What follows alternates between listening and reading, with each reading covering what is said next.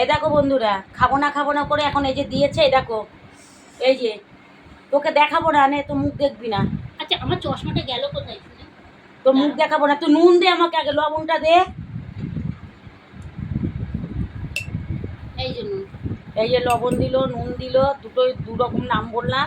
আর এই যে কাজল দেবী দেখো না কি করছে, কি বলবো বলো। এই দেখো, আমি তো নিচে বসে খেতেও পারবো না, ঠিক আছে, খাটের মধ্যে বসে বসে বসে এখন খাবো।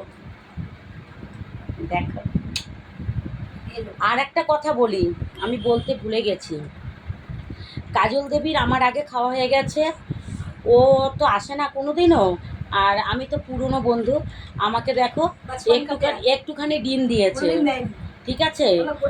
আর আর কাজল দেবীকে শালাকে দেখো গোটা ডিম খাইয়েছে, বুঝেছো, কি খুশি দেখো।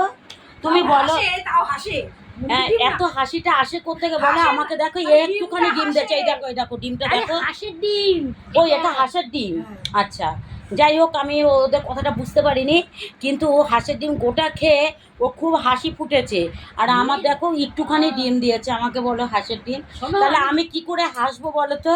আমি প্রচুর হাঁসের ডিম আমার খুব খেয়েছি, রাগ হচ্ছে আমি কিন্তু। নিজে বাড়িতে হাঁস পুষে ওই দেখো, এত ডিম, এত ডিম, ওই দেখো কি বলছে, এখনো এত ডিম আছে। হাঁসের ডিম মুরগির ডিম অনেক আছে। খেয়েছে ও, হাঁস পুষে, এখন আবার মুরগির ডিম আছে। একটাও দেয়নি কিন্তু বন্ধুরা, এই যে এতদিন ধরে এত পিড়িত আমার সাথে, একটা ডিম এখনো খাওয়ায়নি আমারে, ঠিক আছে। মুরগির ডিম, ওর নাকি গাদা গাদা নাকি ওর মুরগিতে ডিম দেয়, পুঙা দিয়ে পড়ে।